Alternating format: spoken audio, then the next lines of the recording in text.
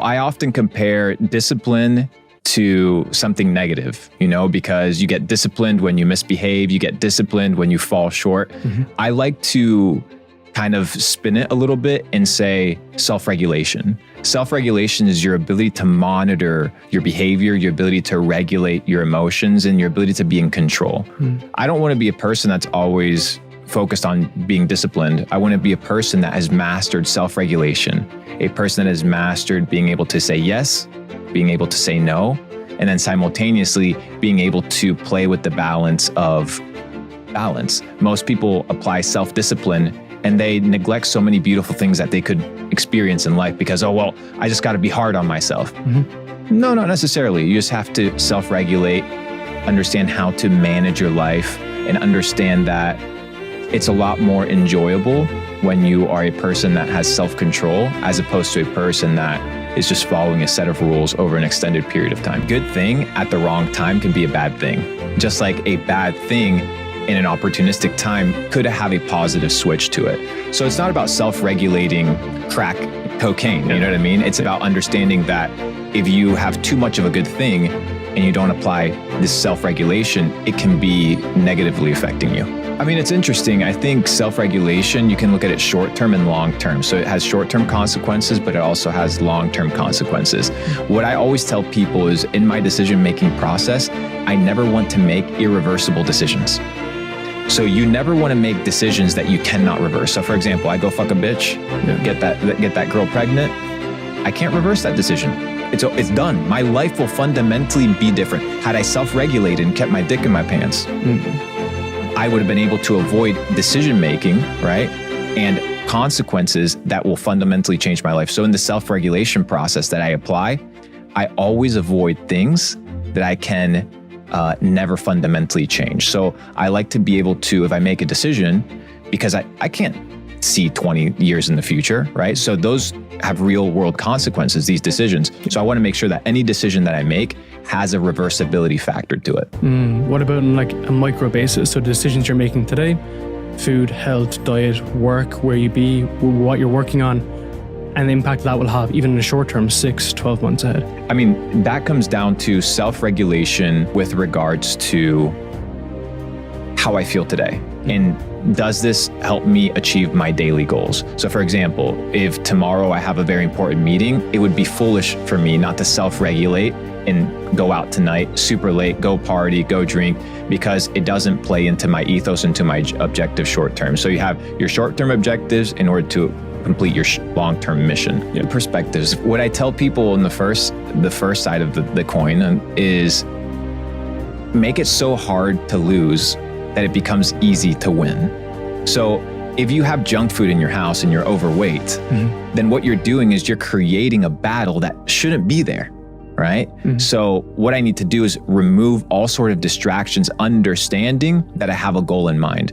But most people, they enjoy to do the things that fuck them up. They enjoy to do things that aren't going to push them forward because they have no objectives and no goals. That's one side. And then the other side is understanding that there's real factors of addiction, real factors of psychological warfare that apply into how we operate that control us. So for example, how do you know that going out and partying and drinking is the ultimate version of fun if you haven't experienced a plethora of versions of fun?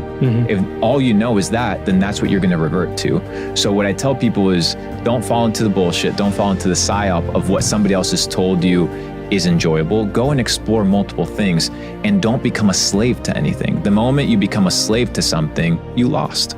I don't want to make decisions that anchor me in a specific location or that occupy my mental real estate. So you can only occupy your mental real estate with a certain amount of things every single day.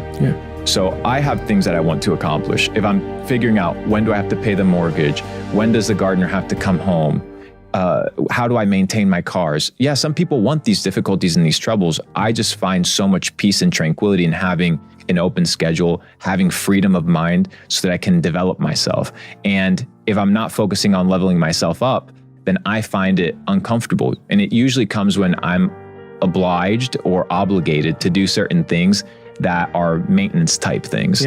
And I want to stay away from that. it is often said, I think the Jesuits say, give me a child from the age 0 to 7, I can tell you who they will be for the rest of their lives. Because you have this time, right, from 0 to 7, where your brain is very malleable and moldable. That's why the school system, they want to catch you early, right?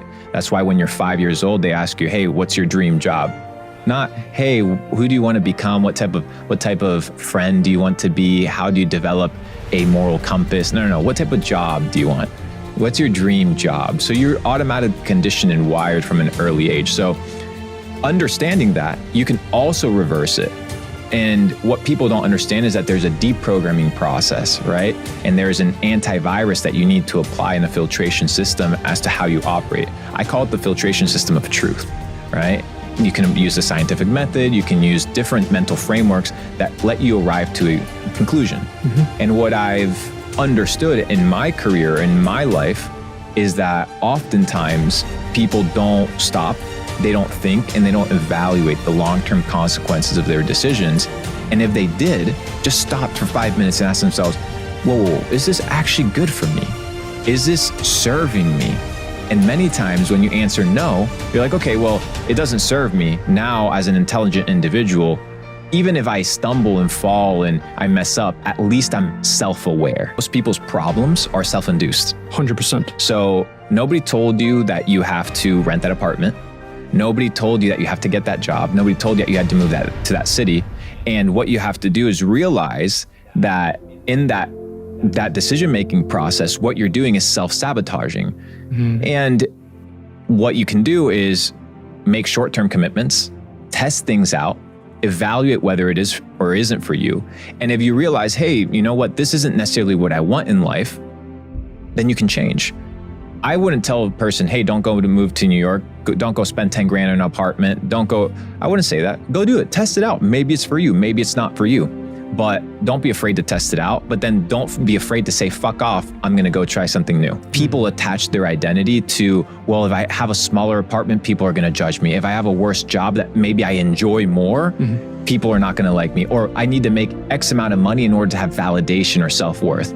And these are the lies, these are the deceits, and these are the self-thoughts that kind of enter somebody's mind that aren't true. So for example, let's say somebody's working a finance job. Let's say they don't enjoy it. In their mind, they're like, well, I still need to pay for bills, therefore this is what I have to do. No. The reason you have to pay for bills is because you brought those bills upon yourself. 100%. So if you don't want the responsibility because you don't want the gig, you don't want the job, then what you need to do is unwind that process. And once you unwind that process, then you have mental clarity, once again, mental real estate in order to make good decisions.